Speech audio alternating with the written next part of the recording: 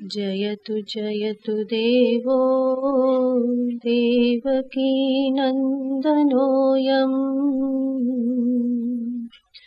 जयतु जयतु कृष्णो वृष्णिवंशप्रदीपः।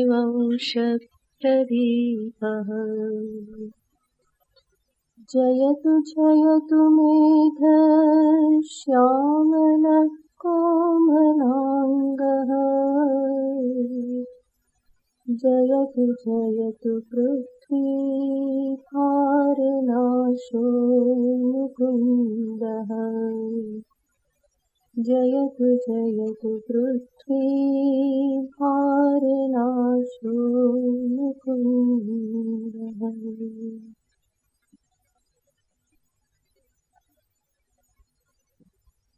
પૃથ્વી પર મનુષ્યનું જીવન ઘણું કઠિન છે. બીજી બધી યોનિઓ, અન્ય દેહધારી જે બધા જીવો છે એની તુલનામાં કદાચ મનુષ્ય વધારે સંઘર્ષ કરી રહેલો દેખાય છે. પશુ, પંખી, જીવ જંતુઓ એ પણ આ પૃથ્વી પર જીવન જીવી રહેલા છે. મનુષ્ય પણ જીવન જીવી રહેલો છે. પણ અવલોકન કરતા એવું લાગે છે કે મનુષ્ય વધારે સંઘર્ષ ભોગવી રહેલો છે.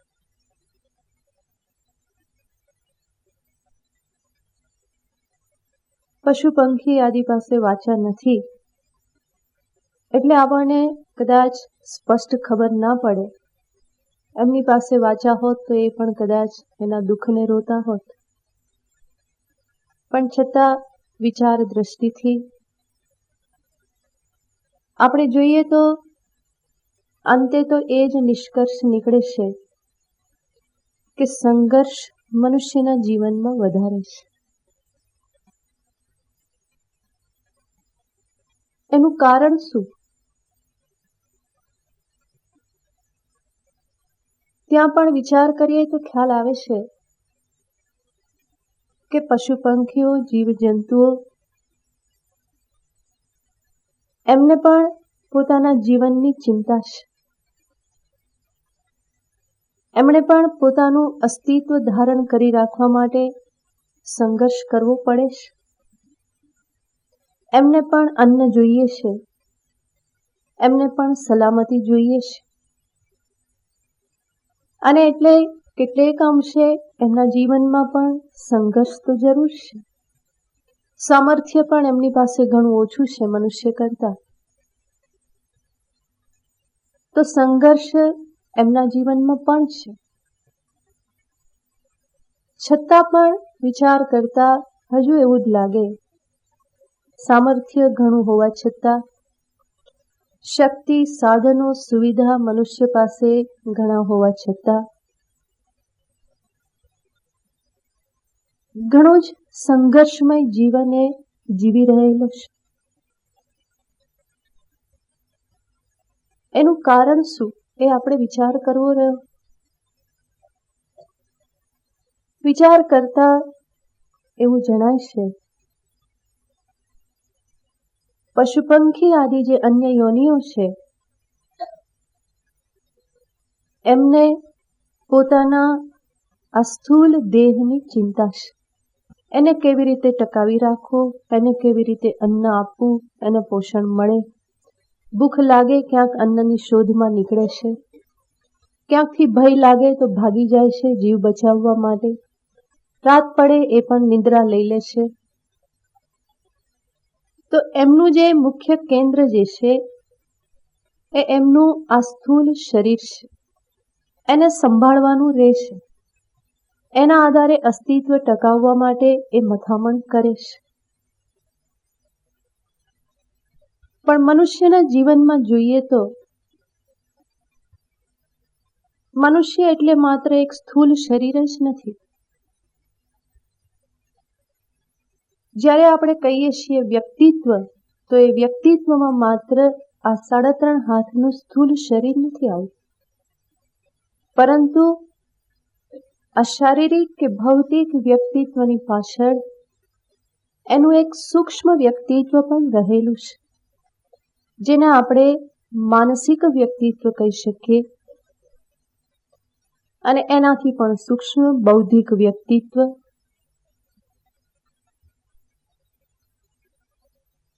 પશુ પંખી અને મનુષ્યની વચ્ચે તુલના કરીએ તો પશુ પંખીના જીવનમાં સ્થૂળ શરીરનું પ્રાધાન્ય છે, જ્યારે મનુષ્યના જીવનમાં સ્થૂળ શરીર ઉપરાંત એનું આજે માનસ વ્યક્તિત્વ કે બૌદ્ધિક વ્યક્તિત્વ જે છે એ પણ એટલું જ કાર્યશીલ છે.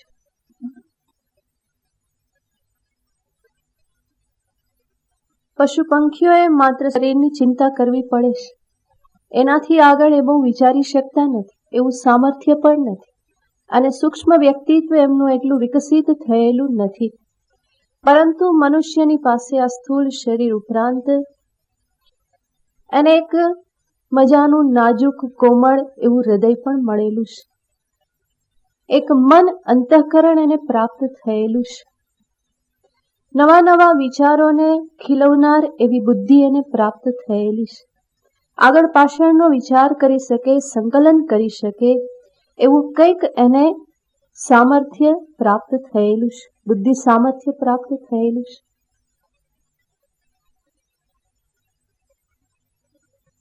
એટલા માટે જ મનુષ્યએ પોતાના આ ભૌતિક કે સ્થૂળ શરીર ઉપરાંત સૂક્ષ્મ શરીર મન જે છે એને પણ સંભાળવું પડે છે, એની બુદ્ધિને પણ એને સંભાળવી પડે છે.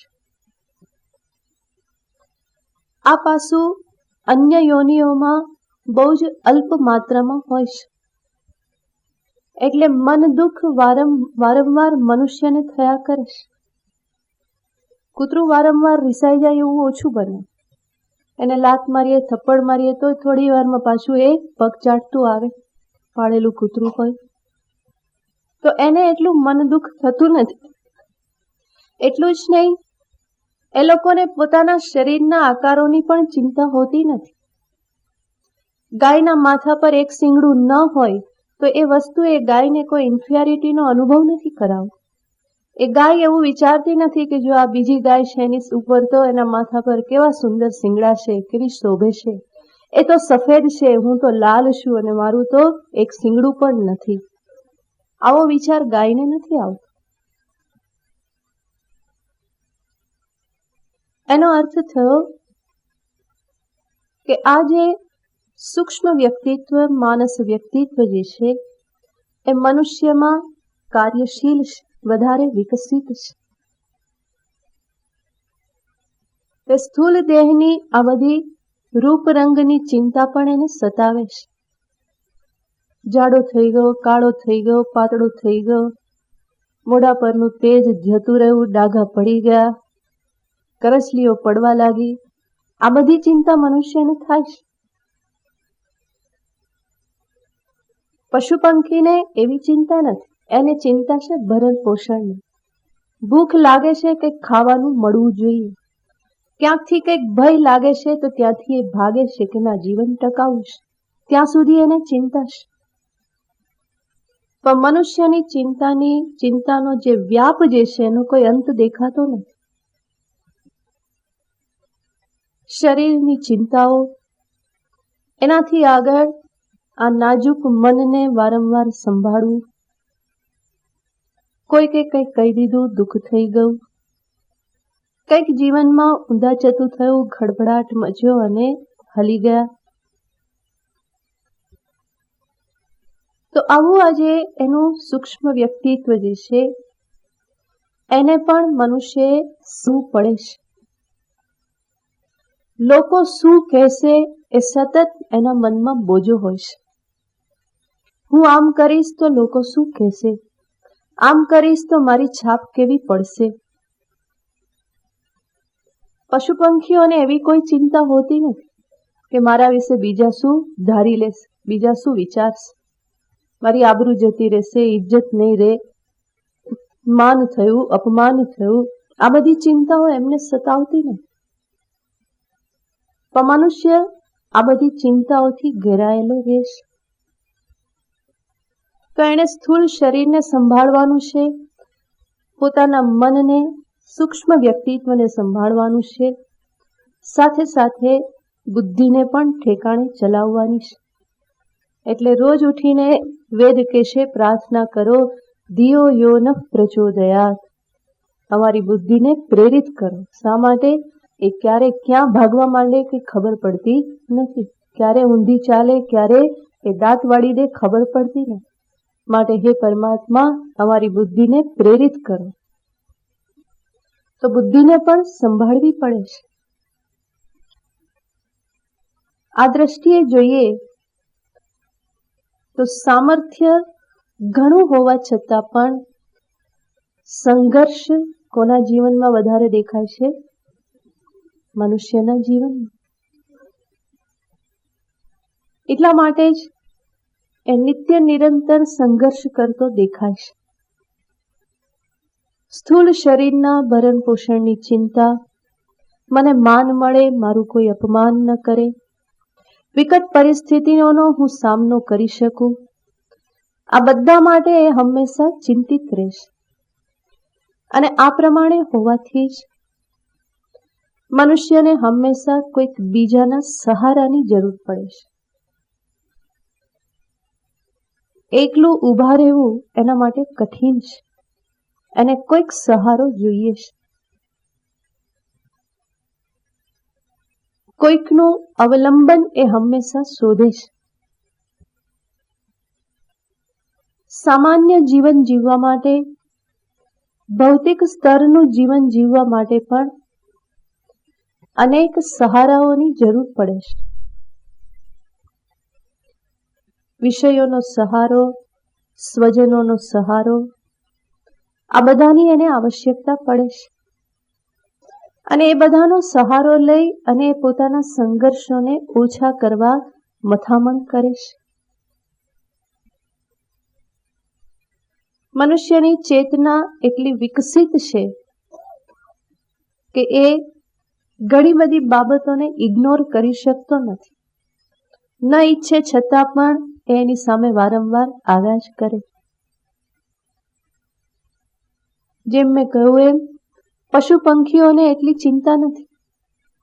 એમના શરીરમાં કોઈ રોગ થયો તો જરૂર એમને શરીરમાં પીડા થાય છે, પરંતુ એની ચિંતા એમને થતી નથી. પણ મનુષ્યને સ્થૂળ શરીરમાં ક્યાંક ગાંઠ દેખાણી, હજુ તો નિદાન પણ થયું નથી, ત્યાં અંદર શું ગુમરાવા માંડે? જો બધાને ખબર જ છે કે આ શું હશે? કેન્સર. ખાધું હોય દાબીને પેટ ટાઈટ થઈ જાય તો એને લાગે કે અંદર કંઈક ગાંઠ છે અને કેન્સર થશે. બીજે દિવસે ઢીલું થઈ જાય.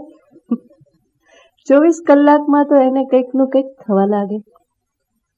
એમાંય ડોક્ટર જો જરાક ડાઉટફુલ કે ટેસ્ટ કરાવવા પડશે, તો એ જ્યાં સુધી ટેસ્ટ થાય નહીં, એનો રિપોર્ટ આવે નહીં, ત્યાં સુધી મન ચક્રાવે, ચડ્યા જ કરે. શું હશે, શું થશે, કેમ કરીશું, ઓપરેશન કરાવવું પડશે, કિમોથેરાપી લેવી પડશે, કેટલી પીડા થશે. એ કેન્સરના વિચારમાં જ અડધું કેન્સલ થઈ જાય. તો આ બધી ચિંતા મનુષ્યને થાય છે. ગાય કૂતરાને કોઈ રોગ થયો હોય, એને પીડા થાય, બરાબર છે, પણ એની પાછળ એનું મન લાગી જતું નથી. મને આ થયું, હવે શું થશે, જવું પડશે, ટ્રીટમેન્ટ કરાવવી પડશે, એવું કંઈ એમને ચિંતા થતી નથી. કારણ કે એટલી એમની ચેતના વિકસિત નથી. કહેવાનું તાત્પર્ય એવું નથી કે એમની અવસ્થા એ વધારે સારી અવસ્થા છે, એવું કહેવાનું તાત્પર્ય નથી. એ તો સમજીએ છીએ કે મનુષ્યની પાસે સામર્થ્ય અનેક ગણું હોવા છતાં પણ એના જીવનમાં સંઘર્ષ એટલા માટે છે કે આ બધી પરિસ્થિતિઓ પ્રત્યે એ સજાગ છે, એની ચેતના વિકસિત છે, અને એટલે આ બધી બાબતોને એ આંખ આડા કાન કરી શકતો નથી. એ બધામાં એનું મન પરોવાઈ જાય છે. ચિંતાથી, વિષાદથી ગ્રસ્ત થઈ જાય છે. અને સુખ થાય ત્યારે એ ભૂલી પણ જાય છે. એવું નથી કે હંમેશા ચિંતાથી ગ્રસ્ત જ રહેશે. સુખી થાય ત્યારે નાચવા લાગે છે. એ સુખી થાય ત્યારે પણ એને કોઈકની જરૂર પડે છે. હું મારું સુખ કહું. દુઃખ કાલે તો એ કોઈકની આકાંક્ષા રાખે જ છે, મને કોઈકનો સહારો મળે. પણ માણસ બહુ ખુશ થયો હોય ત્યારે પણ એને ઈચ્છા શું થાય છે? આ ખુશ ખબર હું કોઈકને કહી દઉં, જલ્દી જઈને કહી આવું. તો જ્યારે ખુશ થાય, સુખી થાય છે ત્યારે પણ એને કોઈકની જરૂર જણાય છે, કોઈકની પાસે જવાની એને ઈચ્છા થાય છે. તો દરેક પરિસ્થિતિમાં મનુષ્ય કોઈનો ને કોઈનો સહારો હંમેશા શોધે છે. જીવન સંઘર્ષમય છે અને એટલા માટે હંમેશા કોઈકની ને કોઈકની અપેક્ષા એને રહે છે. કોઈક એનો હાથ પકડે, કોઈક એની પીઠ પસવારે, કોઈક એના આંસુને લૂછે, કોઈ એના ગાલ ઉપર થપથપી કરે, કોઈ એને શાબાશી આપે. આ બધી ઈચ્છાઓ એના મનમાં હંમેશા રહે છે. એના વગર જીવવું એના માટે અકારું થઈ જાય છે. અને આ બધાની પાછળ એનું જે સૂક્ષ્મ વ્યક્તિત્વ, માનસિક વ્યક્તિત્વ જે છે એ કાર્ય કરી રહેલું છે. આ બધી ઈચ્છાઓ, આકાંક્ષાઓની પાછળ કોઈકના આશ્વાસનના બે શબ્દો, શાબાશીના બે શબ્દો, કોઈકના દ્વારા આંસુ લૂછાય, ગાલ પર ટપલી વાગે, માથામાં ટપલી લાગે, પીઠ પર કોઈ ધબ્બો મારે, કોઈ મારા હાથને થામે, કોઈ મને હાથ પકડીને લઈ જાય. આ બધું કેવું લાગે છે? સારું લાગે છે. આ બધી ઈચ્છાઓ થાય છે. આની પાછળ એનું જે સૂક્ષ્મ વ્યક્તિત્વ જે છે એ જ કાર્ય કરે છે. અને એટલે જ આપણે જાણીએ છીએ કે માત્ર પૈસો અને સુવિધા મનુષ્ય માટે પર્યાપ્ત નથી. એટલા માત્રથી એને ક્યારેય જીવનમાં સંતૃપ્તિ પ્રાપ્ત થતી નથી. એ પણ એક આવશ્યક વસ્તુ છે. એ ખરાબ છે એવું નહીં, એ પણ જરૂરી છે. જીવન જીવવા માટે, જીવનને સરળ બનાવવા માટે ધન હોય, કેટલીક સુવિધા હોય, બરાબર છે. પરંતુ એટલા માત્રથી મનુષ્ય જીવનમાં તૃપ્તિ અનુભવતો નથી.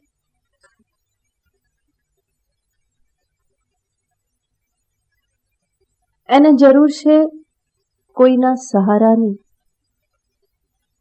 કોઈના પ્રેમની, કોઈના સ્નેહની. હું દુઃખમાં હોઉં ત્યારે મારી સાથે કોઈ ઊભું રહે એવા ક્યાંક વિશ્વાસની એને જરૂર છે. તો માત્ર ધન કે સુવિધા એ પર્યાપ્ત નથી થતા. મા બાપ બાળકને આ બધું આપી દે, એના નામે ધન કરી દે, એના નામે બધી સુવિધાઓ કરી દે, એનાથી બાળક તૃપ્ત નથી થતું. બાળકને હંમેશા એવી ઈચ્છા રહેશે કે માતા પિતા મને પ્યાર કરે, હું મુશ્કેલીમાં હોઉં ત્યારે હું એમને કહી શકું, મને આલિંગનમાં લે, પીઠ પસવારે, મારા આંસુને લૂછે, મારી સમસ્યાઓને સમજી શકે. આ બધી ઈચ્છા બાળકને રહે જ, કારણ કે એનું સૂક્ષ્મ વ્યક્તિત્વ આ બધી અપેક્ષાઓ રાખે છે. અને આ બધાથી મનુષ્યના એક વ્યક્તિત્વનું નિર્માણ થતું હોય છે. મનુષ્યના વ્યક્તિત્વમાં સ્થૂળ શરીર તો ઘણું ગૌણ સ્થાન ધરાવે છે. મુખ્ય સ્થાન એનું આ સૂક્ષ્મ વ્યક્તિત્વ ધરાવે છે. એટલે જ માત્ર સ્થૂળ રીતે સુંદર વ્યક્તિ એ સુંદર કહેવાતો નથી. માત્ર બાહ્ય સૌંદર્ય એ મનુષ્યને સાચું સૌંદર્ય આપતો નથી, પણ સાચું સૌંદર્ય એના હૃદયની આ સંપત્તિ છે. એનું મન સરસ હોય તો સ્થૂળ શરીર ગમે એવું હોય એ દીપી ઉઠે છે. મનમાં સદ્ગુણો હોય, શુદ્ધતા હોય, સદ્ભાવ હોય, બીજાના માટે પ્રેમ હોય, બીજાને હું સમજી શકું એવી હૃદયની વિશાળતા હોય, ઉદારતા હોય,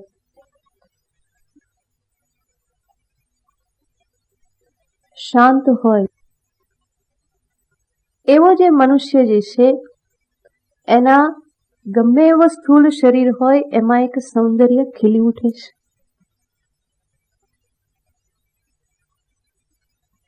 હું અનેક વખત દૃષ્ટાંત આપું છું. ગાંધી બાપુમાં કયું સૌંદર્ય હતું.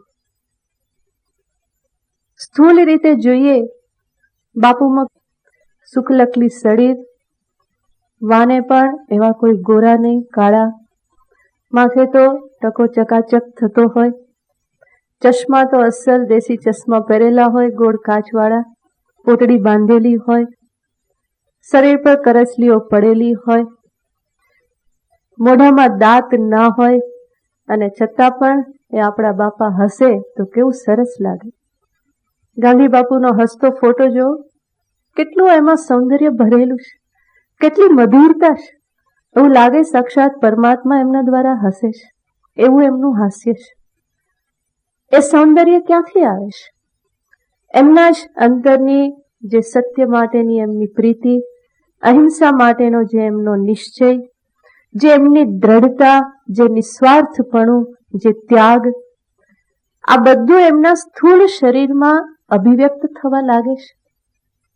અને પરિણામે સ્થૂળ શરીર એક સામાન્ય હોવા છતાં પણ એમાં કેટલી બધી મધુરતા પ્રગટે છે.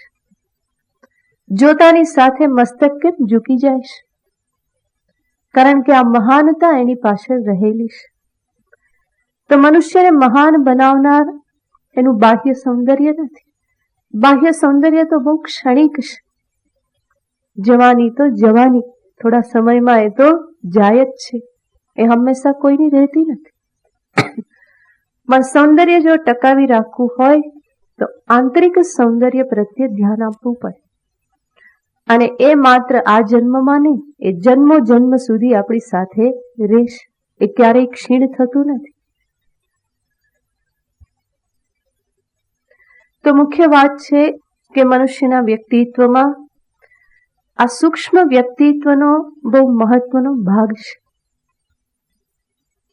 અને એના આધારે જ એને આ બધી અપેક્ષાઓ હંમેશા રહેશે. કોઈ મને પ્રેમ કરે, મારા પ્રેમનો કોઈ સ્વીકાર કરે, મને કોઈ સાથ આપે. તો ભૌતિક જીવન, સામાન્ય જીવન જીવવા માટે પણ એને કોઈકના સહારાની જરૂર છે.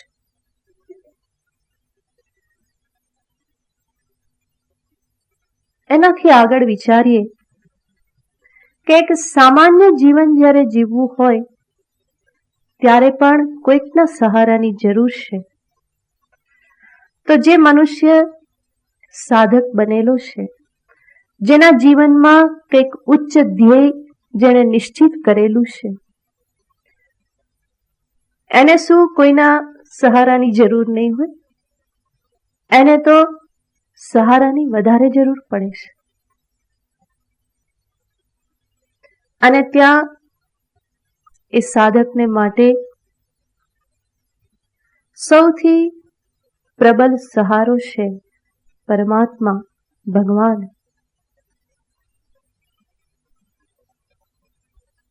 ત્યાં બીજો કોઈ સામાન્ય સહારો કામ આવતો નથી. અધ્યાત્મ પથે આગળ વધવા માટે, આત્માના સૂક્ષ્મતમ અંતરતમ પ્રદેશમાં પ્રવેશ કરવા માટે એક પ્રબલ સહારો જોઈએ, સમર્થ સહારો જોઈએ. અને એ સહારો છે રામનો સહારો, ભગવાનનો સહારો.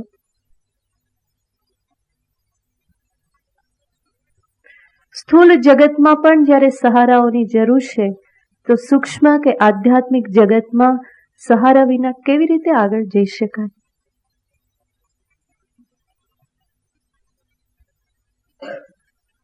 અને જે સાધક, જે વ્યક્તિ આ સમજી શકે કે મારા આ માર્ગમાં મારો સાચો સહારો પરમેશ્વર જ છે, ત્યારે એ સાચો ભક્ત બને છે. મેરે તો ગિરધર ગોપાલ દૂસરો ન કોઈ.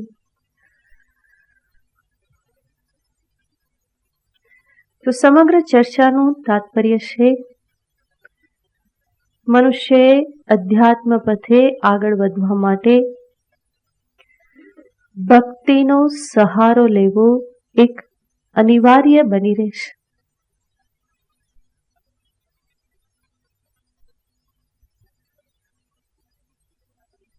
સાધકને માટે ભગવાનનો ભરોસો બહુ મોટું સંબળ છે, બહુ મોટો આધાર છે.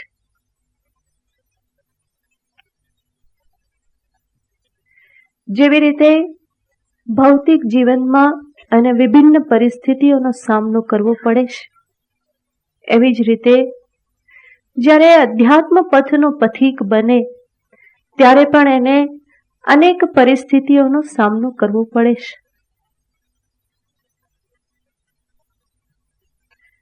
અને સૌથી વધારે સામનો એણે પોતાના મનનો જ કરવો પડે છે. અધ્યાત્મ પથે આગળ વધવા માટે એની પાસે મુખ્ય સાધન મન છે, બુદ્ધિ છે.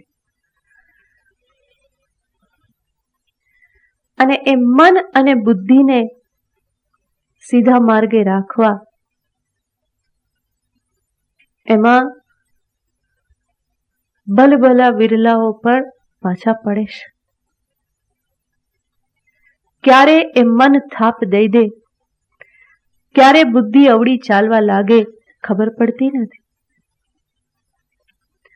અનેક પ્રકારના હું શુભ સંકલ્પો કરું, ક્યારે એ સંકલ્પ વિસરાઈ જાય ને અશુભ કાર્ય થઈ જાય, ખબર પડતી નથી. સંયમ ધારણ કરવા માટે સાધક પ્રયત્ન કરે અને ક્યારે પગ લપસી પડે, ખબર પડતી નથી. તો આ માર્ગમાં એને વારંવાર પોતાના મનનો જ સામનો કરવો પડે છે. પોતાની જાતની સાથે જ એને યુદ્ધ કરવું પડે છે.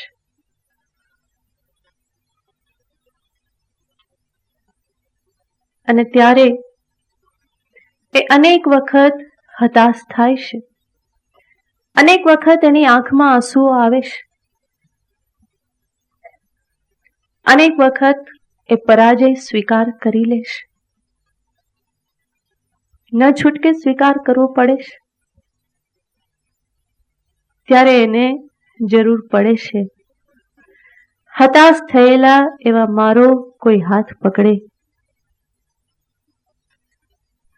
મનની સામે હારીને આંસુ સારતા એવા મારા આંસુને કોઈક લૂછે, મારા આંસુની કોઈ કિંમત કરે, એને સમજે.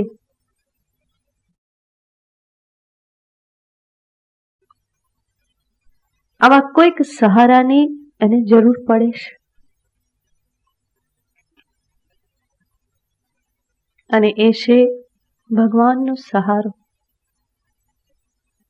ભગવાન ભરોસો તારો છે, મને એક સહારો તારો છે. પ્રભુ તારો જ એક સહારો છે. પોતાના મનની આગળ મનુષ્ય વારંવાર થાપ ખાય છે, વારંવાર એને પરાજય સ્વીકારવો પડે છે. અને ત્યારે થાકી હારીને એને ભગવાનને કહેવું પડે છે કે પ્રભુ હવે આ મનને તું સંભાળ, હું થાક્યો, હવે આ મારું મન તારા ચરણે, હવે મારા હાથમાં રહેતું નથી. તું જ બધાના મનનો સંભાળનારો છે, તો મારા મનને પણ તું સંભાળ.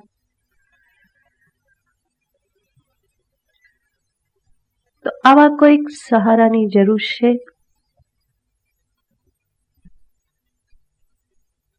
નાચ્યો બહુત ગોપાલ, સુરદાસ કહેશે ગોપાલ હવે હું બહુ નાચ્યો, મારા મનના તાલે, ઇન્દ્રિયોના છંદે અને બુદ્ધિના દબાકા સાથે બહુ નાચ્યો. હવે તું કૃપા કર તો અમારું નાચવાનું છૂટે, હું શાંતિથી બેસું. તો આવી કોઈક ક્ષણમાં જ્યારે એ સાધકના વ્યક્તિના મુખમાંથી ઉદ્ગાર નીકળે એ જ પ્રાર્થનાનું સ્વરૂપ ધારણ કરે છે. અને આવી પ્રાર્થના એ અમોઘ શક્તિ ધરાવે છે. પરમાત્માને કરેલી પ્રાર્થના ક્યારેય પણ નિષ્ફળ જતી નથી. પરમાત્માની સામે સારેલા આંસુ ક્યારેય પણ નિષ્ફળ નથી જતા. જગતને માટે જેટલા આંસુ સારીએ બધા નિરર્થક જાય છે. જગતની સામે જેટલા આંસુડા પાડ્યા એની કોઈ કિંમત નથી, કોઈ સમજતું નથી. પણ પરમાત્મા આંસુની કિંમત સમજે છે. એના માટે જે આંસુ સારે, એને શરણાગત થઈને જે આંસુ સારે, ત્યાં એની એ આંસુની બહુ કિંમત છે. એટલે જ જીવનમાં હંમેશા નિશ્ચય રાખવો કે રડવું તો કોના માટે? ભગવાન માટે. જગત માટે રડવું નહીં. ત્યાં રડવાથી કંઈ આરો આવવાનો નથી અને કંઈ ફાયદો થતો નથી. રડવું તો ભગવાન માટે રડવું, ભગવાનની સામે રડવું, ત્યારે એની કિંમત છે.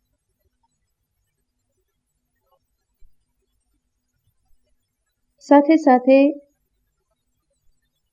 એ પણ આપણે યાદ રાખવાનું, જ્ઞાન માર્ગના સાધકને માટે જીવનમાં ભક્તિનું એટલું જ મહત્વ છે. જ્યારે અધ્યાત્મ પથ કહીએ છીએ એનો અર્થ જ છે જ્ઞાન માર્ગ.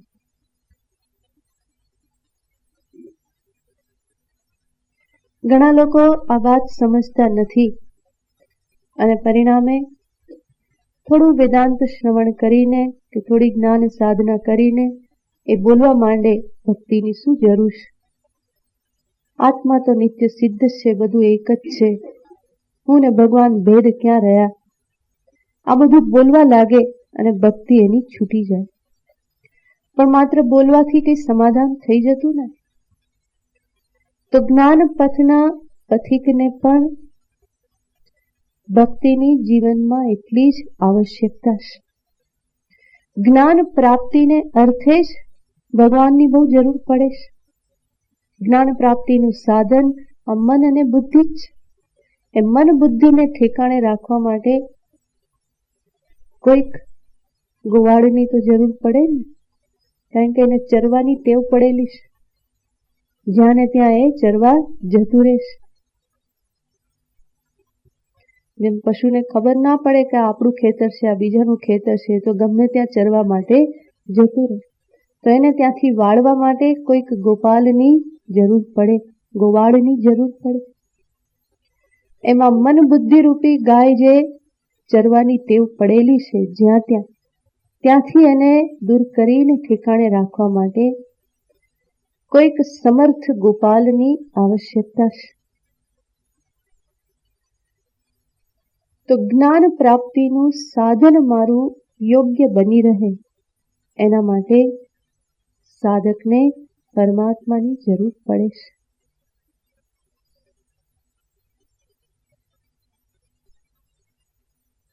જ્ઞાન સાધના એ કોઈ સામાન્ય સાધના નથી. આપણે સાંભળીએ ત્યારે તો બહુ સરસ લાગે. સવારે તમે બધાએ સાંભળ્યું કે હું કોને શોધું છું? મને પોતાને જ શોધું છું. તો હું તો મને મળેલો જ છું. હવે ક્યાંય જવાની જરૂર નથી, કંઈ કરવાની જરૂર નથી, બધું સમાપ્ત.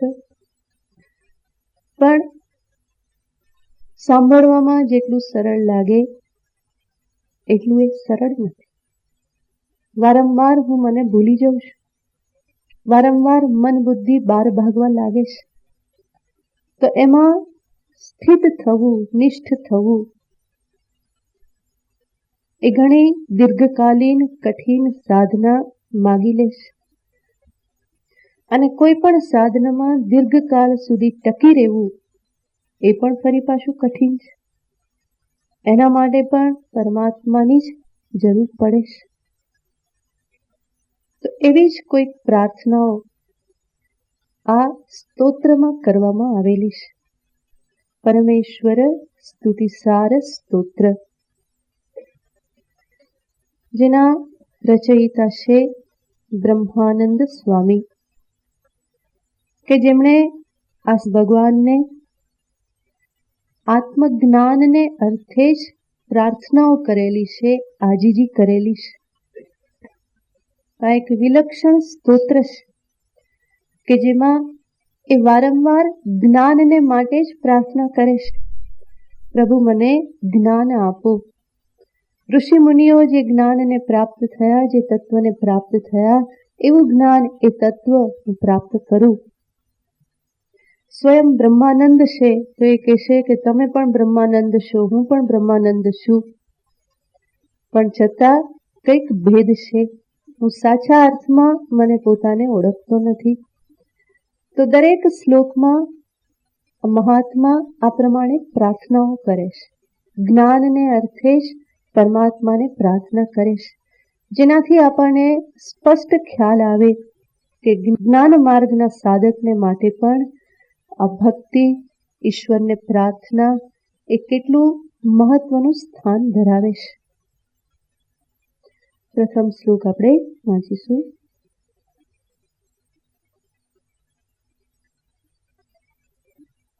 ત્વમેક શુદ્ધોસી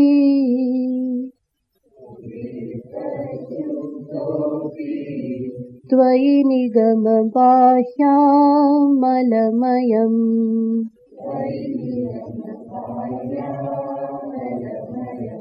પ્રપંચમ પશ્યન્તિ ભ્રમપરવશાઃ પાપનિરતાઃ.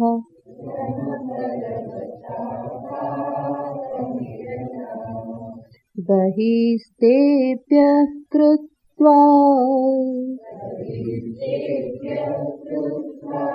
સ્વપદશરણં માનય વિભો.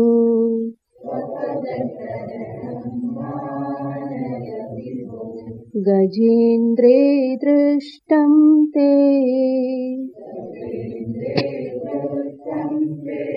શરણદવદાન્યં સ્વપદદમ.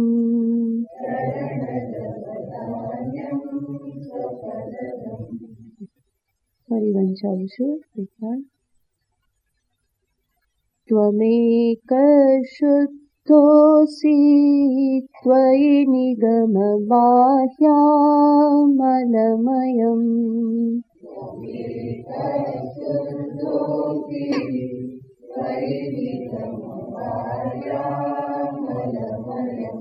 પ્રપંચમ પશ્યન્તિ ભ્રમપરવશાઃ પાપનિરતાઃ.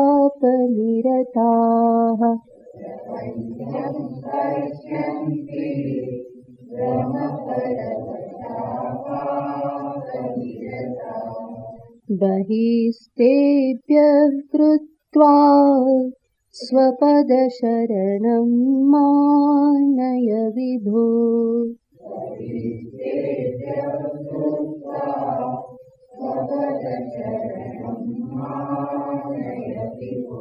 ગજેન્દ્રે દૃષ્ટં તે શરણદવદાન્યં સ્વપદદમ.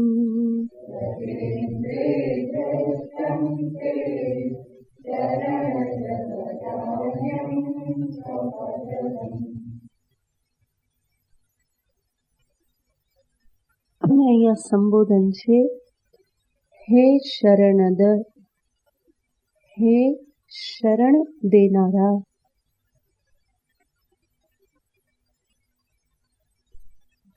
પરમાત્મા કોણ છે? તો કે સર્વને શરણ આપનારા છે, સર્વને પોતાના શરણમાં, પોતાના આશ્રયમાં રાખનારા છે. અને ભગવાન જ એક છે કે જે સર્વને શરણ આપે છે. મનુષ્ય કેટલાકને શરણ આપી શકે, કેટલાકને ના આપે, ગમે એને આપે, ન ગમે એને ના આપે. પરંતુ પરમા ઉદાર છે કે જેની સૃષ્ટિમાં એ બધાનો સમાવેશ કરે છે. પાપી, પુણ્યાત્મા, ધર્મી, અધર્મી, સર્વનો સમાવેશ એ પોતાની સૃષ્ટિમાં કરે છે. તો સાચા અર્થમાં શરણ દેનાર માત્ર પરમાત્મા જ છે.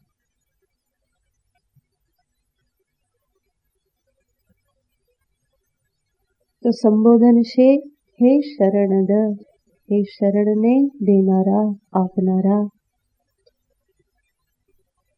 ત્વમ એકઃ શુદ્ધઃ અસી. સર્વપ્રથમ ભક્ત પરમાત્માના નિર્ગુણ નિરાકાર સ્વરૂપનું સ્મરણ કરે છે કે હે પ્રભુ, હે શરણદ, ત્વમ એકઃ, તમે કેટલા છો? એક છો. આમ પણ પરમાત્મા એક જ છે. વિવિધ રૂપની પાછળ પરમાત્મા કેટલા છે? એક જ છે. ત્વમ એકઃ. એકઃ કહી અને ભક્ત સાથે સાથે કહેશે, માત્ર તમે જ છો, તમારા સિવાય બીજું કંઈ નથી.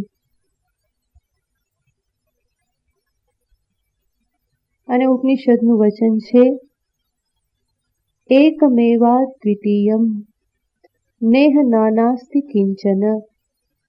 ઉપનિષદની આ ઘોષણા છે. સત્ય એક અદ્વિતીય પરમાત્મા જ છે. ન ઇહ નાના અસ્તિ કિંચન. કંઈ ભેદ વિવિધતા જેવું પરમાત્મામાં કંઈ છે નહીં.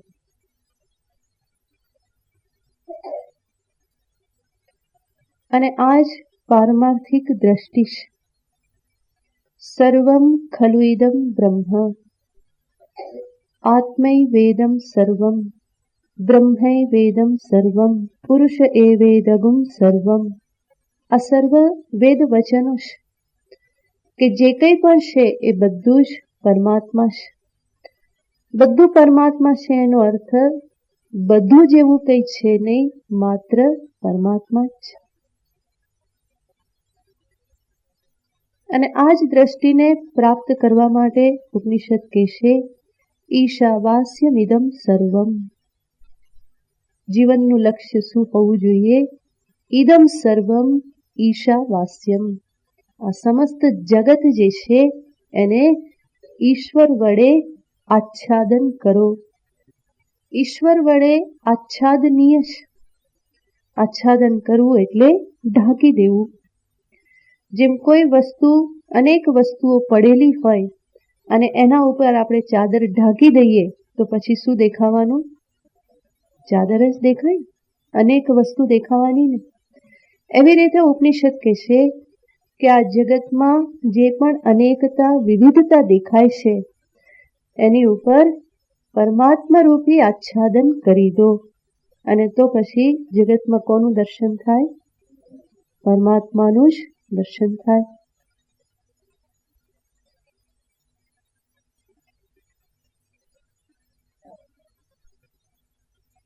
તો ત્વમ એકઃ, હે પ્રભુ આપ એક જ છો, એવું કહી અને ભક્ત અહીંયા કહેશે કે જગત જેવું કંઈ છે નહીં.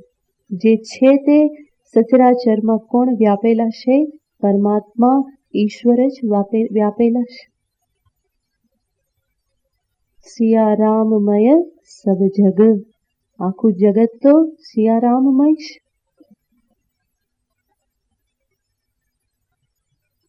અખિલ બ્રહ્માંડમાં એક તું શ્રી હરિ, જુજવે રૂપે અનંત ભાસે. અનેક રૂપ છે અને છતાં પણ શ્રી હરિ તો કોણ છે? અખિલ બ્રહ્માંડમાં એક તું શ્રી હરિ. શ્રી હરિ પરમાત્મા તો એક જ છે. તો આ પારમાર્થિક સત્ય છે, આ પરમ દ્રષ્ટિ છે. ભક્ત એનું સર્વપ્રથમ સ્મરણ કરે છે કે પરમાત્મા જ સર્વત્ર છે, સર્વવ્યાપક છે, એક જ છે. આ પરમાત્માનું નિર્ગુણ નિરાકાર સ્વરૂપ છે. સગુણ સાકાર રૂપે તો એ અનેક રૂપે છે, પણ નિર્ગુણ નિરાકાર રૂપે કેટલા છે? એક જ છે. ત્વમ એકઃ. એટલું જ નહીં, ત્વમ શુદ્ધ અસી. હે પ્રભુ, આપ કેવા છો? પરમ શુદ્ધ છો, પવિત્ર છો. આપનામાં કોઈ અશુદ્ધિ નથી.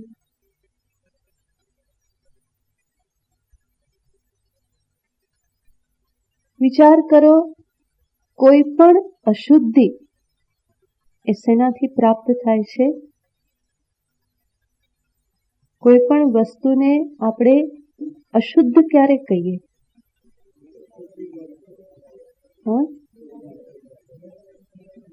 કોઈ પણ વસ્તુને અશુદ્ધ આપણે ત્યારે કહીએ જ્યારે એ વસ્તુમાં એના સિવાયનું બીજું કંઈ ભળેલું હોય. આ ઘઉં અશુદ્ધ છે, એનો અર્થ શું? એમાં શું ભળેલું છે? કાંકરાઓ ભળેલા છે. આ પાણી અશુદ્ધ છે, એનો અર્થ શું? એમાં કંઈક પાણી સિવાયનું, H2O સિવાયનું કંઈક એમાં ભળેલું છે. તો એ પાણી કેવું કહેવાય? અશુદ્ધ કહેવાય. શુદ્ધ જલ શું કહેવાય? જેમાં જલ સિવાય બીજું કંઈ જ નથી, H2O જ છે, તો એ શુદ્ધ જલ કહેવાય. એના સિવાયનું કંઈ પણ એમાં ભળ્યું, ખાંડ ભળી, મીઠું ભળ્યું, એ બધું શું કહેવાય? અશુદ્ધિ કહેવાય. જલ દ્રષ્ટિથી એ શું છે? અશુદ્ધિ છે.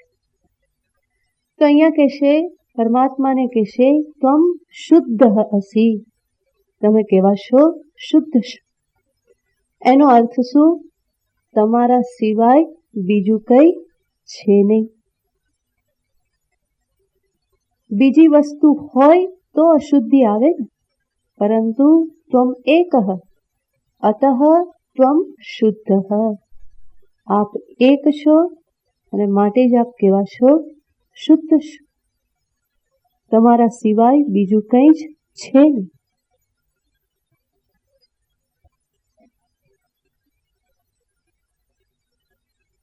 તો સચરાચર જગત એ પરમાત્માનું જ સ્વરૂપ છે. પરમાત્મા સિવાય બીજું કંઈ છે નહીં. એને જ નરસિંહ મહેતા કે, બ્રહ્મ લટકા કરે બ્રહ્મ સામે, જાગીને જોઉં તો જગત દિશે નહીં, ઊંઘમાં અટપટા ભેદ દિશે. તો જે છે વાસ્તવિકતા શું છે? બ્રહ્મ લટકા કરે બ્રહ્મ સામે. બધું જ બ્રહ્મમય છે. સર્વમ બ્રહ્મમયમ રે રે સર્વમ બ્રહ્મમયમ. એક જ બ્રહ્મ પરમાત્મા સર્વત્ર વ્યાપ્ત છે. આમ હોવા છતાં પણ ત્વયી નિગમ બાહ્યાઃ મલમયમ પ્રપંચમ પશ્યંતી. આમ હોવા છતાં પણ કેટલાક લોકો આપનામાં આ અશુદ્ધ જગત જુએ છે. એટલે કે પરમાત્મા છે અને બીજું શું છે? જગત છે. જે જાગી ગયેલો છે એ બે વસ્તુ જોતો નથી. એ કોને જુએ છે? એકને જ જુએ છે. ઊંઘતો તો, સ્વપ્ન જોતો તો, ત્યારે એને અનેકતા દેખાતી હતી. હું એક જુદો અને મને દેખાતું સ્વપ્ન જુદું. પણ જેવો જાગ્યો તો તરત જ શું રહ્યું? હું અને બીજું સ્વપ્ન રહ્યું ને. એ સ્વપ્નને પછી ક્યાં જુએ છે? પોતાનામાં જ. આ તો મારા જ મનના બધા આટાપાટા હતા. સ્વપ્ન શું હતું? મારા જ મનની બધી વાસનાઓ, કલ્પનાઓ હતી. તો જાગ્યા પછી હું અને સ્વપ્ન બે દેખાતા નથી. રહેશે કોણ? હું માત્ર. એવી રીતે જે પરમાત્માના સ્વરૂપ પ્રત્યે જાગી ગયો છે એના માટે માત્ર પરમાત્મા જ છે. જગત પણ એના માટે શું બની રહેશે? પરમાત્મા જ છે. પરમાત્મા જુદા, આ જગત જુદું એવું નથી.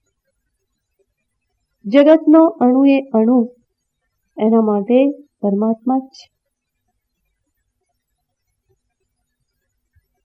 પણ જે જાગ્યો નથી,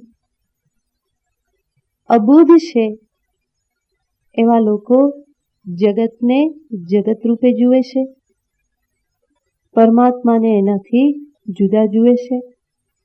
તો એને અહીંયા ભક્ત કહેશે કે કેટલાક લોકો આ તમારામાં જુએ છે. એ કેટલાક લોકો એટલે કેવા લોકો? તો એના માટે અહીંયા વિશેષણ વાપરે છે. 3 વિશેષણ વાપરે છે. પાપ નિરતાહ, ભ્રમ પરવશાહ અને નિગમ બાહ્યાહ.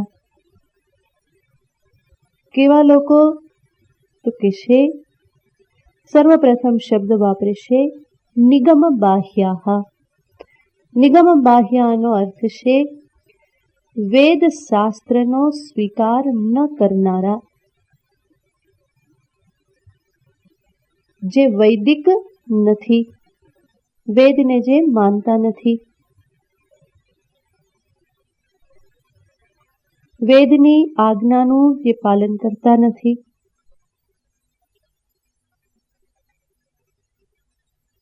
નિગમ શબ્દનો અર્થ થાય છે શાસ્ત્ર, વેદશાસ્ત્ર. અને નિગમ બાહ્ય એટલે વેદશાસ્ત્રનો જે પ્રમાણ રૂપે સ્વીકાર કરતા નથી, વેદશાસ્ત્રમાં જે શ્રદ્ધા રાખતા નથી.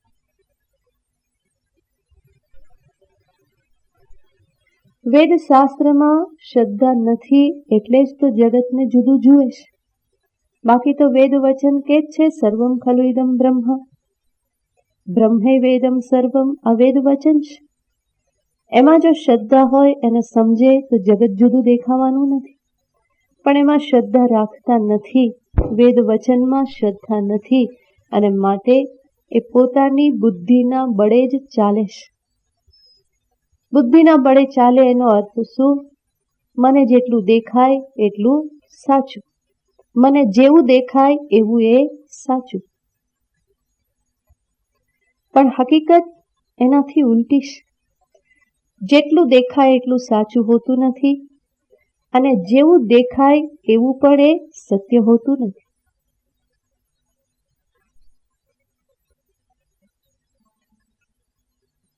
આપણે સવારે વિચાર કર્યો હતો કે હું માન્યતાઓ બાંધી લઉં છું, ધારણાઓ બાંધી લઉં છું, અને આ પણ મારી માન્યતા જ છે. જે દેખાય તે સાચું, પણ શાસ્ત્ર એનાથી તદ્દન વિપરીત કહેશે. જે દેખાય તે ખોટું. યદૃશ્યમ તજ્જડમ, યજ્જડમ તત અસત. જે દેખાય તે જડ હોય, જે જડ હોય તે અસત હોય, અનિત્ય હોય, ખોટું હોય. તો શાસ્ત્રમાં શ્રદ્ધા ન હોવાના કારણે પોતે જે માને છે એના આધારે જ એ જીવન જીવતો રહે છે. અને એવી રીતે જીવન જીવવાથી એ ક્યાંય આગળ વધતો નથી.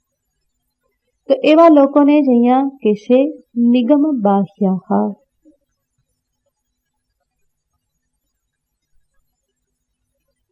આવા લોકોને જ નાસ્તિક કહેવામાં આવે છે. આપણી વૈદિક સંસ્કૃતિમાં જે મંદિરે જાય, પૂજા કરે એ આસ્તિક એવું નથી, મંદિરે ન જાય એ નાસ્તિક એવું નથી. પરંતુ અહીંયા કહેવામાં આવે છે જે વેદ શાસ્ત્રને પ્રમાણ રૂપે સ્વીકારે, એમાં શ્રદ્ધા રાખે એ આસ્તિક છે.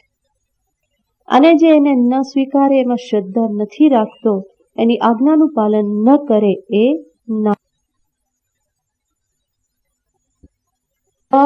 નિગમ બાહ્યાહ.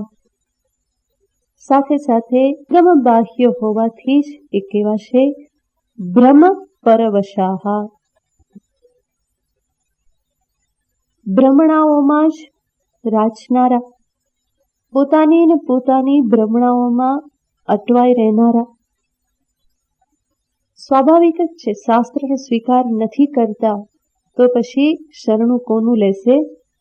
પોતાની જ બુદ્ધિ દેવીના શરણે રહે, કે જેનું કંઈ ઠેકાણું નહીં, જે અનેક ભ્રમણાઓ ઊભી કરે છે.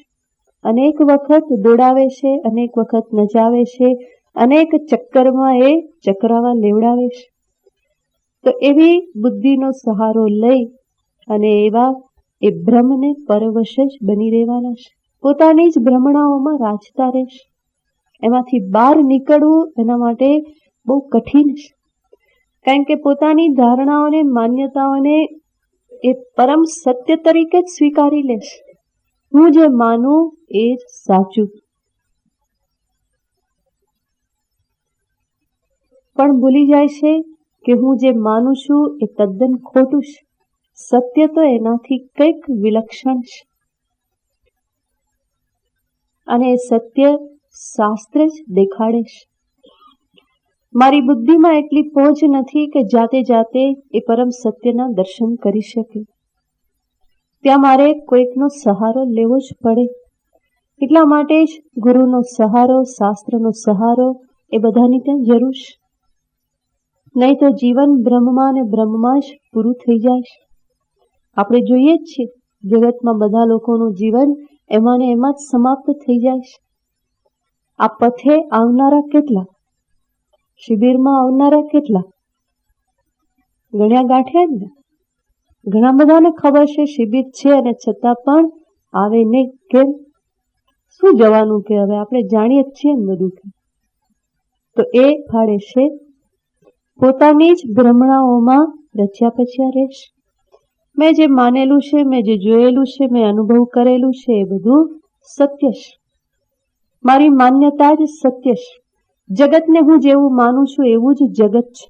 જીવનને હું જે પ્રમાણે જોઉં છું એ પ્રમાણે જ એને જોવાનું હોય, જીવવાનું હોય. આ પ્રમાણે જ એક પછી એક જીવને જીવતો જાય છે. તો ભ્રમણાઓમાં જ હંમેશા એ રચ્યો પચ્યો રહેશે. એમાંથી બહાર કોઈક જ નીકળી શકે જેના ઉપર પરમાત્માની કોઈ વિશેષ કૃપા હોય. બાકી પોતાની બુદ્ધિના બળે પોતાની ભ્રમણાઓની પોલમપોલ જોવી એ સંભવ નથી. પોતાની ભ્રમણાઓની અસત્યતા જોવી, ખાલીપણું જોવું એ અસંભવ છે. પરમાત્માની કોઈક વિશેષ કૃપા, વિશેષ અનુગ્રહ પ્રાપ્ત થાય તો જ જીવનમાં મને કોઈક મહાપુરુષનો સમાગમ થાય, જે મને થોડો ઢંઢોળીને કહે કે ભાઈ જાગ, તું માને છે સત્ય નથી. ના રે, જરા આંખો ખોલી અને જગતને જો. જગત એ જગત નથી, જગત એ પરમાત્માનું સ્વરૂપ છે. તો કોઈક દેખાડનાર જોઈએ, નહીં તો જીવન એમને એમ જ સમાપ્ત થઈ જવાનું. બ્રહ્મ પરવશાહા. આગળ શબ્દ વાપરે છે પાપ નિરતાહા. આ બધા કેવા છે કે પાપમાં જ નિરત, પાપ કર્મમાં જે રત છે. સ્વાભાવિક જ છે, શાસ્ત્રની આજ્ઞા નહીં માને તો એ કોને માનવાનો છે? પોતાના રાગ દ્વેષનું સાંભળવાનું છે. અને રાગ દ્વેષને વશ થઈને મનુષ્ય જે કરે એ પાપ જ થવાનું છે. પોતાને જે કરવું જોઈએ એ ન કરે, પરંતુ પોતાને જે ગમે તે કરે એ અભિગમ યોગ્ય નથી. મને ગમે એવું કરું એ નહીં, પરંતુ મારે જે કરવું જોઈએ તે હું કરું. અને શું કરવું જોઈએ એ મને શાસ્ત્ર દર્શાવે, મહાપુરુષ દર્શાવે. તો શાસ્ત્ર અને મહાપુરુષની નિશ્રમાં જે રહે એ ધર્મ માર્ગે ચાલી શકે. બાકી તો આપણે વિચાર કરીએ તો આપણને જે ગમતું હોય છે મોટે ભાગે શું બની રહેતું હોય છે કે અસંયમ બની રહેતો હોય કે અધર્મ બની રહેતો હોય. તો મને ગમે એવું હું કરું, મારા રાગ દ્વેષને વશ થઈને હું જીવન જીવું, તો એ જીવન સ્વચ્છંદ જીવન છે. અને સ્વચ્છંદ જીવનમાં પાપ થયા વગર રહેતું નથી. સ્વચ્છંદ હોવું અલગ વસ્તુ છે, સ્વતંત્ર હોવું અલગ વસ્તુ છે. સ્વચ્છંદતામાં નરી પરાધીનતા છે, કાયરતા છે, પશુતા છે. અને સ્વતંત્ર હોવામાં માનવતા છે, ગરિમા છે. પણ મોટે ભાગે મનુષ્ય સ્વચ્છંદતાને જ સ્વતંત્રતામાં ખપાવી દે છે. હું શું કરવા કોઈનું માનું, મને ઈચ્છા થાય એમ હું કરું. મને ઈચ્છા થાય એમ કરું એનો અર્થ શું? મારું મન નચાવે એમ નાચું, ઇન્દ્રિયો નાચે એમ નચાવે એ પ્રમાણે હું નાચ્યા કરું. તો એવી સ્વચ્છંદતામાં કોઈ સુખ નથી, બલકે મનની, ઇન્દ્રિયોની, વિષયોની પરાધીનતા છે. પણ સ્વતંત્રતાનો અર્થ છે હું મારા મનને જ્યાં ઈચ્છું ત્યાં રાખી શકું. હું મારી ઇન્દ્રિયોને જ્યારે ઈચ્છું ત્યારે પ્રવૃત્ત કરી શકું, ઈચ્છું ત્યારે એને હું પાછી વાળી શકું. એને કહેવાય સ્વતંત્રતા. તો આ સ્વતંત્રતામાં પહોંચવા માટે, સહજ સ્થિતિમાં પહોંચવા માટે સંયમનો આશ્રય લેવો પડે. અને સંયમ મારા જીવનમાં ત્યારે જ આવે જ્યારે હું કોઈકનું અનુશાસન સ્વીકારું. શાસ્ત્રનું અનુશાસન, ગુરુનું અનુશાસન હું સ્વીકારું તો મારા જીવનમાં સંયમ આવે. મને ગમે એવું હું ન કરું, શાસ્ત્ર કે ગુરુ મને જે આજ્ઞા આપે એ પ્રમાણે હું કરું. જ્યારે એનું અનુશાસન મેં સ્વીકાર્યું છે તો મારા રાગ દ્વેષને ત્યાં કોઈ સ્થાન નથી, મારા ગમા અણગમાને કોઈ સ્થાન નથી. મને કીધું છે મારે કરવાનું છે, મને ના પાડી છે મારે નથી કરવાનું.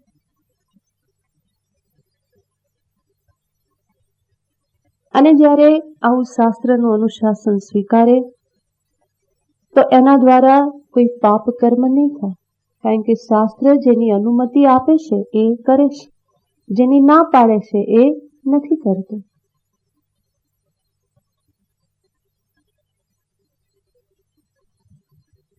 પણ આવું અનુશાસન ન સ્વીકારે તો એ વ્યક્તિઓ કેવી બની રહે? પાપ નિરતાહ. જેનું ભગવાન 16મા અધ્યાયમાં આસુરી સંપત્તિમાં નિરૂપણ કરે છે કે આ બધા કેવા છે કે પાપી છે, અસુર લોકો છે.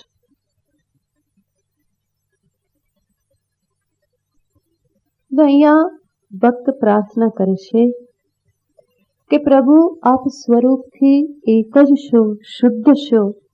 આપના સિવાય આ બ્રહ્માંડમાં બીજું કંઈ જ નથી. છતાં પણ કેટલાક આ અબુદ્ધ જીવો છે, પાપ નિરત જીવો છે, વેદ બાહ્ય જીવો છે, કે પછી પોતાની ભ્રમણાઓમાં રાચનારા જે લોકો છે એ લોકો કેવું દર્શન કરે છે તો કે એ આપને જોતા નથી, એ જગતને જ જુએ છે.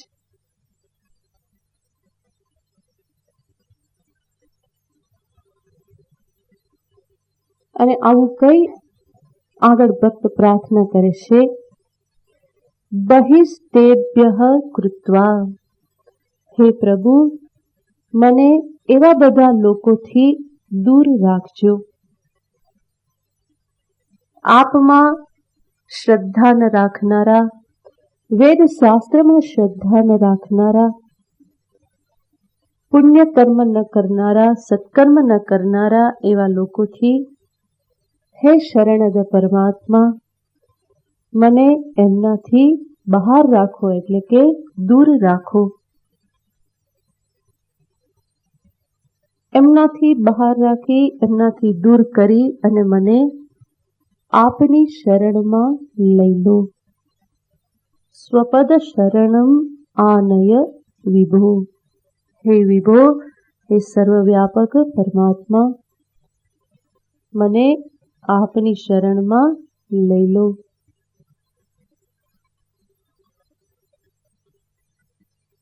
આવું શા માટે ભક્ત કહે છે? કારણ કે આ ભક્ત સાધક જાણે છે કે જીવનમાં સંગનો પ્રભાવ કેટલો છે. આ એક સત્ય છે. જેવા લોકો સાથે રહીએ એવા થવાય. દુસ્સંગ જીવનમાં બહુ જલ્દી અસર ઉપજાવે છે.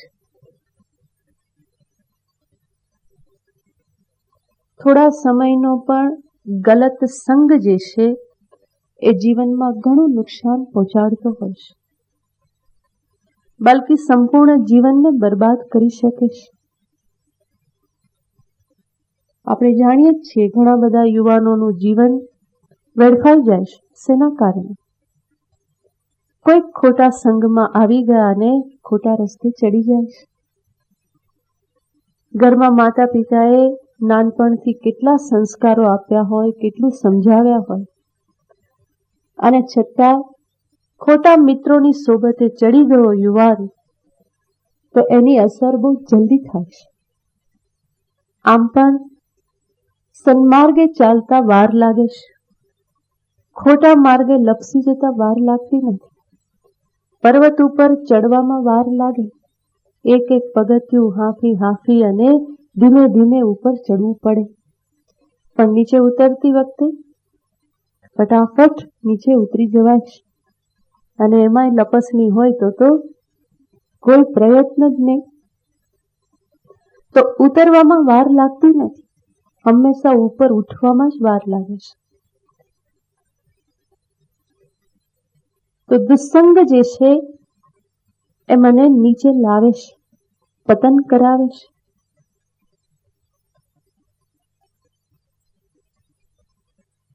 માટે અહીંયા સાધક કહેશે કે પ્રભુ, આવા સત્સંગ વિહીન, વેદ શાસ્ત્રમાં શ્રદ્ધા વિહીન, પોતાની ભ્રમણાઓમાં રચ્યા પચ્યા રહેનારા એવા લોકોથી મને તું દૂર રાખજે.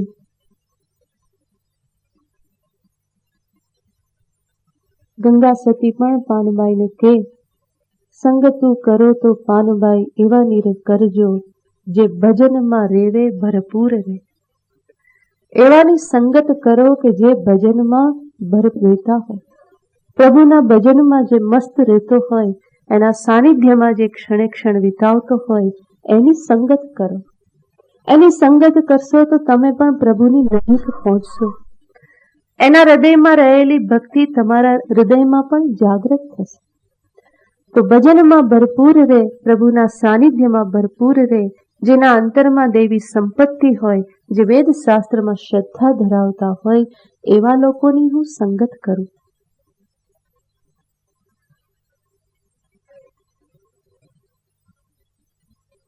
અન્ય એક સ્તોત્રમાં પણ ભક્ત ભગવાનને પ્રાર્થના કરે છે, મા દ્રાક્ષમ ક્ષીણ પુણ્યાન.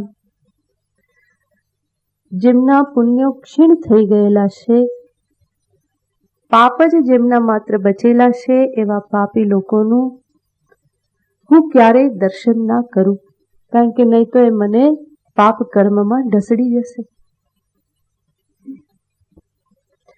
મા શ્રૌષમ શ્રાવ્ય બંધમ તવ ચરિતમપાસ્યાન્ય દાખ્યાન જાતમ.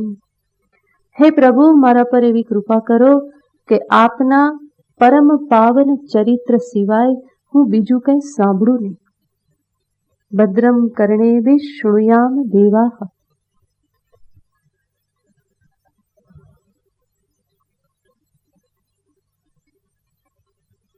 અને આપનો તિરસ્કાર કરનાર, આપનો અનાદર કરનાર, આપના અસ્તિત્વને નકારનાર એવા લોકોની સાથે હું ક્યારેય ના રહું. મા ભુવમ સપર્યા વ્યતિકર રહિતો જન્મ જન્માંતરેથી. હે પરમાત્મા, એવી કૃપા કરો કે હું આપની પૂજા વગર ક્યારેય ના રહું. નિત્ય નિરંતર આપની સેવા પૂજા હું કરતો રહું, અને આપની સેવા પૂજા કરનાર એવા સંતો, મહાપુરુષો, સાધકોના સાનિધ્યમાં હું રહું.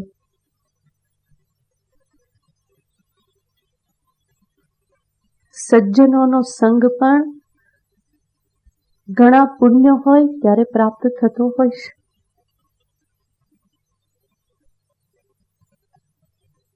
તો અહીંયા સાધક કહેશે કે પ્રભુ, મારા મન બુદ્ધિ હજુ કાચા છે, એને કોઈક રક્ષણની જરૂર છે. કુમળા છોડને રક્ષણની જરૂર હોય છે, એમ મારા મન બુદ્ધિને પણ રક્ષણની જરૂર છે. માટે આવા નાસ્તિક, વેદબાહ્ય, આપનામાં શ્રદ્ધા ન ધરાવનાર એવા લોકોથી મને દૂર રાખજો, કારણ કે હજુ હું કાચો છું. મારા મન બુદ્ધિમાં હજુ મને વિશ્વાસ નથી, અને માટે એવા બધા દુસ્સંગથી મને બચાવી લો અને આપના શરણમાં મને લઈ લો.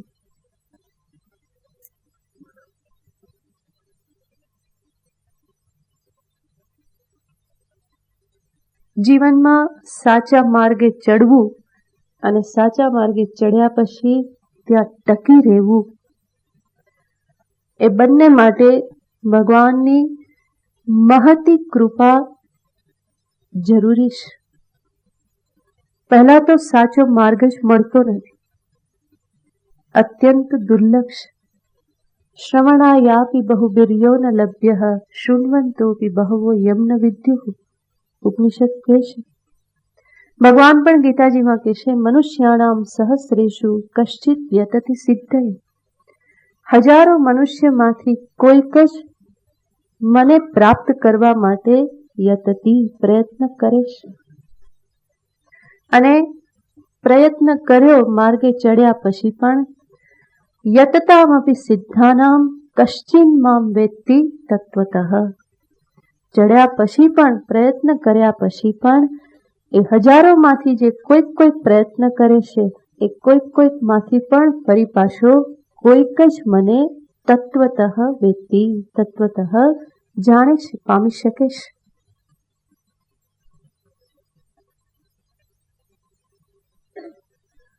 તો સન્માર્ગ અને સન્માર્ગમાં ટકી રહેવું, આ બંને કઠિન છે. સન્માર્ગે આવવા માટે પણ સારા સંઘની જરૂર છે, અને ત્યાં ટકી રહેવા માટે પણ ફરી સારા સંઘની જરૂર છે. જેમ તમે આવ્યા, તમને કોઈક ને કોઈક લાવ્યું છે. ચલો, શિબિર થાય છે, ઋષિકેશ સત્સંગ થશે, તીર્થસ્થાન છે, ભગવાનનું મંદિર છે, ખૂબ આનંદ આવે છે, સરસ વાતાવરણ છે. કોઈક લાવ્યું. જે લાવ્યું એ કેવું છે?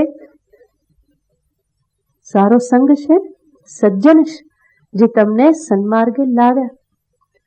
તો સન્માર્ગે આવવા માટે કોઈક સજ્જનના સંઘની જરૂર પડે છે, અને આવ્યા પછી ટકી રહેવા માટે પણ એ જ સંઘની જરૂર પડે છે. એવા જ સાધકોની વચ્ચે રહ્યા તો ટકી રહેવાય છે, અને બીજાની વચ્ચે ગયા તો કહેશે, આ દર વર્ષે શું જવાની જરૂર હતી? દર દિવાળીએ ઉપડ્યા કે હવે તો દિવાળી ઘરમાં થવી જોઈએ, એટલે આ વખતે આપણે કરી નાખી કે બીજી વાર ભૂલી નહીં. ને આમાંય પાછા કેટલાક એવા કે દિવાળીમાં તો ના જ આવીએ, કે દિવાળી પછી કરો તો આવીએ. કેમ કનુભાઈ? તો આ બધું શેની આવશ્યકતા દેખાડે છે? સંઘની આવશ્યકતા. સારો સંઘ, સાચો સંઘ કે જે મને આ માર્ગે લાવે. બીજાના સંઘમાં ગયા તો ગયા, સમજવાનું એની બાજુ ઢસડીને લઈ જાય. સમાજનો પ્રવાહ બહુ પ્રબલ હોય છે, સજ્જનો ઓછા છે, ભોગની તરફ જનારા વધારે છે, યોગ માર્ગનો આશ્રય લેનારા બહુ જ ઓછા છે. તો પેલો પ્રભાવ વધારે છે, પ્રવાહ બહુ જોરદાર છે, એમાં પગ પડ્યો તો પછી ગયા સમજો. તો પગ હંમેશા વિચાર કરીને રાખો. સંભલ સંભલ પગ ચલના બાબા, સંભલ સંભલ પગ ધરના. સંભાળી અને પગ મૂકો. એક પગ સંભાળીને મૂકો. કોઈની સાથે સંબંધ બાંધતા પહેલા વિચારીએ કે આ મને ક્યાં લઈ જશે. માત્ર બાહ્ય જાકમજોડ જોઈ અને પ્રભાવિત ન થઈ જાય.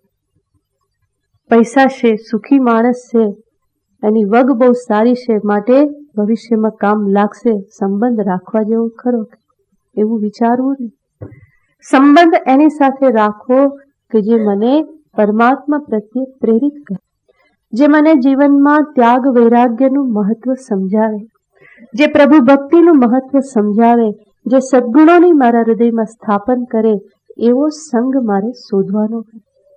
તો અહીંયા ભક્ત એ જ કહેશે કે પ્રભુ વિપરીત સંગથી મને છોડાવો, આવા બધા લોકોથી મને દૂર રાખો અને આપની શરણમાં મને લઈ લો. અને આગળ ભક્ત કહેશે કે પ્રભુ આપ શરણ આપવામાં તો બહુ ઉદાર છો, ક્યારેય કોઈને ના પાડતા નથી. બીજાની તો વાત ક્યાં કરું, આપની આ ઉદારતા ક્યાં દેખાઈ આવેલી છે. ગજેન્દ્રનો ઉદ્ધાર કરવામાં આપની આ ઉદારતા સ્પષ્ટ દેખાઈ આવેલી છે કે જે ગજેન્દ્રમાં કોઈ જ્ઞાન નહોતું, એની કોઈ વિશેષ જાતિ નહીં, કોઈ એની પાસે ભક્તિ નહીં, કોઈ વિશેષ સદ્ગુણ નહીં, એવા ગજેન્દ્રએ જ્યારે પુકાર કર્યો, હે ગોવિંદ, હે ગોપાલ, પુકાર કર્યો અને આપે એને પોતાની શરણમાં લઈ લીધો. તો ગજેન્દ્રને આપે શરણમાં લીધો, એનાથી આપની ઉદારતા પ્રગટ થઈ ચૂકી છે અને એ ઉદારતામાં હું પણ સમાઈ જઈશ, એમાં મને કોઈ શંકા નથી. ગજેન્દ્રે દ્રષ્ટમ તે શરણદ વદાન્યમ સ્વપદદમ. હે શરણદ, શરણ આપનાર પરમાત્મા, સ્વપદદમ વદાન્યમ, વદાન્યમનો અર્થ છે ઉદારતા, વિશાળતા, આપની ઉદારતા. અને પ્રભુની ઉદારતા કેવી છે? પ્રભુ ક્યાં સુધી બધું આપી શકે?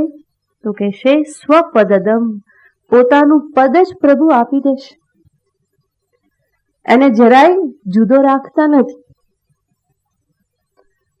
એવી ઉદારતા જ્યારે ગજેન્દ્રમાં પ્રગટ થઈ આવેલી છે, તો મને ગળા સુધી વિશ્વાસ છે કે હે પ્રભુ, આપ મને પણ આપની શરણમાં લઈ અને આપનું પદ મને પ્રદાન કરશો.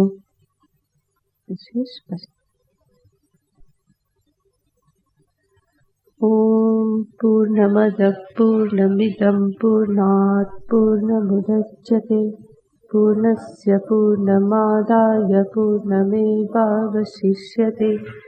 ઓમ શાંતિ શાંતિ શાંતિ. હરિ ઓમ. શ્રી ગુરુભ્યો નમઃ. હરિ ઓમ.